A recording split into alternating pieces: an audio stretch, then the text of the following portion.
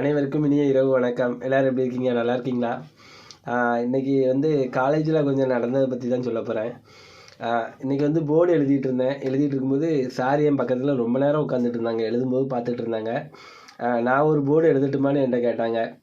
Sir கூட இந்த video பார்த்துட்டு தான் இருக்காங்க. கொஞ்சம் கமெண்ட் பண்ணால் நல்லாயிருக்கும். அதான் நான் சொன்னேன், சார் நீங்கள் எழுதுங்க, ஒன்றும் பிரச்சனை இல்லை, நான் கரெக்டாக மார்க் பண்ணி தரேன், அது மேலேயே எழுதுங்க அப்படின்னேன். இல்லை எழுதுனா திரும்ப நீங்கள் அழிக்க வேண்டியிருக்கும், ப்ளூ கலர் பெயிண்ட் இருக்குது, பரவாயில்ல அழிச்சு விட்டு திரும்ப நான் ஒயிட் கலரில் நான் எழுதிக்கிட்டு தான், பிரச்சனை இல்லை அப்படின்னேன். இல்லை வேண்டாம் அப்படின்ட்டு. அவருக்கு ஒரு சின்ன ஆசை எழுதி பார்க்கணுன்ட்டு. நான் சொல்லிடுவேன், சரி. நான் சார் என்னை விட அதிகமாக படிச்சிருக்கிறதுனால நான் ஒன்றும் சொல்லலை.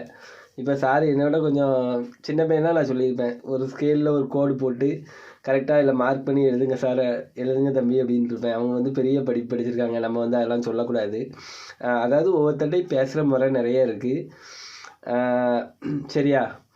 இதே மாதிரி ஒரு சின்ன பையனோ ஒரு யாரோ ஒருத்தர் கேட்டிருந்தாங்கன்னு வச்சுக்கோங்களேன், கண்டிப்பாக ஒரு ஸ்கேல் வச்சு கோடு போட்டு கரெக்டாக அதில் மார்க் பண்ணிவிட்டு அதுக்கப்புறம் எழுத சொல்லியிருப்பேன்.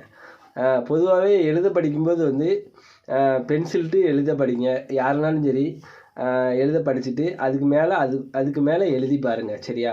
வீடியோ தொடர்ந்து பாருங்கள். நான் சொன்னது சரியான்னு கமெண்டில் சொல்லுங்கள். ஏன்னா நான் அப்படி தான் படித்தேன். நன்றி.